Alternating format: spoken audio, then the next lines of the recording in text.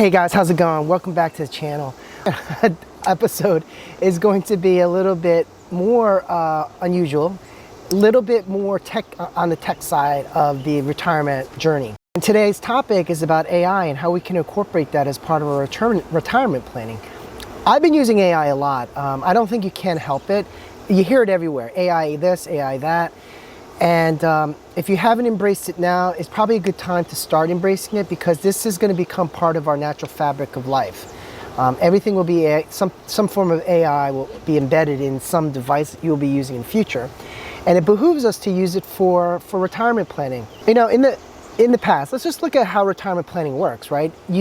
Essentially, everything was probably locked behind a paywall, meaning if you wanted access to good information, best retirement best practices, models, etc., you probably had to hire a wealth advisor or financial planner. They have years and years of experience having advised other clients, as well as probably a lot of information about what works and what doesn't work. That experience is what you're paying for. But now with AI, because it curates everything off the internet, a lot of that can be just presented to you without having for you to seek it out. That's the benefit of the whole system. It makes the information so readily available to you, but embeds all the intelligence of the entire internet to be able to give you a good answer.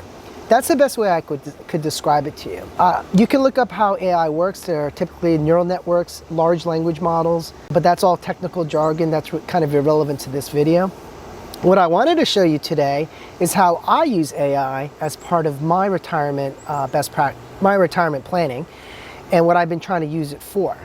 So with that, I would just say that this should augment your toolkit. You definitely still need to do research. You need to keep up with current tax law. You need to have still retirement planning software like Bolden or Performance Labs, or even the stuff from Root Financial. You got to still have that, because that's probably the best way to look at something holistically with all the various inputs. AI can do that as well, but it's just not in a manner that I think you can kind of readily consume. So I would just say keep this along with your other tools, but use AI to validate what you've done in those models, because those models, garbage in, garbage out. I did a video about that. AI will help you refine those inputs to help you make better decisions. So today I wanted to just go through 3 AI engines that are readily available out there. I want to ask it the same question and see what the response is. So the question we're going to ask today is, if you have a $1 million portfolio and are retiring in 3 years, for example, what should you do in terms of a portfolio optimization mix? And see what it spits out. So with that, let's take a look at what the AI engine tells us. That question I posed to ChatGPT, and the exact question I asked it was, I have a $1 million portfolio, I want to retire in 3 years. What portfolio strategy would you recommend given the current economic climate you understand and my desired goals? And that's probably the most important thing to ask him, is what does it think about the retirement goals? All right, so it says, great, let's build a personalized near retirement portfolio strategy for your $1 million portfolio. And if you see on the screen here, it is saying, giving some of the assumptions. What I found interesting is it's telling you about the market climate. So, minimize sequence of return risks. And wow, that's a very, very interesting response. And that sequence of returns is exactly what would kill your portfolio. Look at the people in 2008.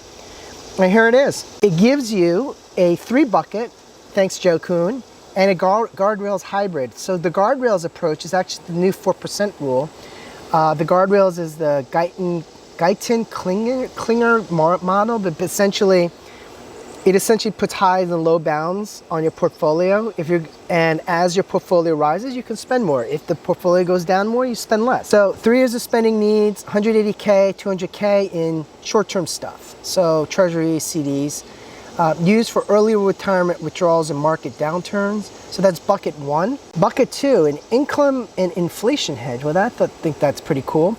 And so it's giving you some short-term intermediate bond ETFs, tips, dividend growth, utility, I bonds, and then finally a growth strategy of ETFs in kind of equities, and there's another one in here in commodities. They call that macro hedge. Hey, that's pretty cool. So it actually is giving you tickers, which I find interesting. Mainly, most of them are coming out of the Vanguard funds, but that's okay.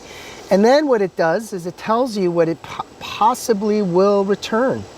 And it says on $1 million portfolio, it can generate between 35 to 40,000 bucks a year without depleting the principal for 25 years. That's really cool. Now, here is something really cool that it asks. Do you want to back test this? So, and then it does a version optimized for Roth conversion opportunities before RMD. That's important because Bolden software, one of the key benefits of the software is its ability to do Roth conversions that are tax optimized as well as IRMA optimized. So I'm interested to see what this would say. So why don't we pose the question to that? Can you create the Roth conversion opportunities? And that's important because right now your pre-tax income, you're going to have to start drawing those down and start paying tax on that. So here's what it says: convert 30 to 60,000 bucks a year, stay within the 22% marginal tax bracket. That's where Bolden's really good, because if you put all your inputs in there, it's going to figure out that threshold. And then it gives you an entire roadmap here. And then conversion guardrails. It gives you some of the key ideas that you need to be doing. Very, very detailed. In fact, this is basically what Bolden, Bolden would have done for you on its Insights tab, and it would tell you this kind of stuff. That is very cool. I've always been very impressed with ChatGPT, but again, ChatGPT is the granddaddy of them all, so not to be unexpected. Okay, so let's go to the second one, which is GROK. And if you don't know GROK's kind of new on the scene. GROK is from Twitter, Elon Musk's company, and I loved watching him on the Rogan podcast and things like that, and I always found him very funny about, like, he does a lot of memes. So I wouldn't be surprised if GROK has a lot of funny things to say back to us. But this is why I want to tell you about GROK. I picked up on this a couple days ago at the advice of a friend of mine, and I asked it a question, a social question, not a financial or quantitative question. And the response back to me was absolutely detailed, far more than ChatGPT. And I think the reason could be that, one, maybe not many people are using it, so it has more computing time for you. But the second thing is it's probably trying to really refine that model that it's trying to create for you. Keep in mind, that's what AI does. It's supposed to continually learn. So why don't we pose the same question to GROK right now and send that off and see what it says. So it gives us this answer back to us and key considerations. I just really like the way it responds. Just very detailed, and obviously it giving you some references to where it got the information from, but yeah, look at this. It does the same idea, a bucket strategy, right? 3 buckets, which I'm finding is either a very common kind of asset allocation strategy, or just maybe everybody's starting to pick up on what Joe talks about. And then, it just gives some really good advice. But it says here, so you have specific income needs, please provide details for a more tailored plan. So what that means is, if you wanted to, you could upload your portfolio allocations of your current, if you have stuff at Fidelity and Vanguard, upload all that information in a spreadsheet, and it will build you a tailored plan.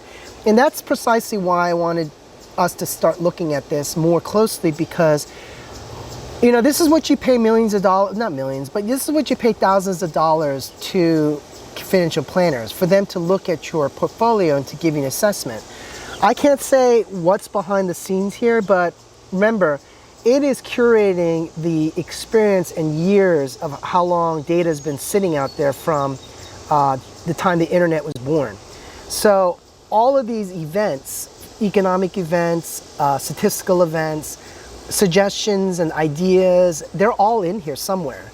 And ChatGPT found the right path to give you the right answer. So and GROK as well. And as you can see here, I put in the same information, but it just is not as detailed and specific. However, it does give you some, general broad stroke ideas. What I did like about it here is that, would you like to model income stream from this portfolio or explore withdrawal strategies like the bucket method or guardrails approach? And let's see what kind of answer it gives us, because, okay, so here's something cool. What it says is the initial withdrawal rate should be 5%. So obviously the 4% rule has adjusted for inflation. The upper guardrail should be 20%, considering increasing withdrawals modestly, and the portfolio drops a set threshold, cut back withdrawals, temporarily preserve longevity. And so in 2025, it says build a 2-year cash buffer. So between now and the 3-year mark that we said, and then withdraw $50,000, then 52, then 45, tighten spending. A software solution that does this guardrails approach called, I think it's called Performance Lab. So I'll do a subsequent video on that and show you how that works. This guardrails approach actually is pretty smart, just because, the problem, I did the video about this, about the IUL. The problem with any kind of assumptions about forecasting is that you can't really use a static, like rate of return. You have to moderate the returns, and that's why, like, either taking historical returns, especially using stuff like 2008 or COVID, those returns, and maybe just use that as a basis for model, because it isn't random in that it happened, but it's it did represent some kind of economics decisions during certain kinds of economic policies. So, I mean, you could use what's it called, Monte Carlo simulation, but this is almost the same thing. So it's just one path of that simulation. Anyways, that's it for today. I wanted to just kind of show you that AI has to start being embraced in your retirement planning. I think it's really, really important. And we'll start looking at this in more depth and see how we can build specific portfolios for you and for me for particular scenarios. All right, that's all I have today. Have a great one. Thanks for watching.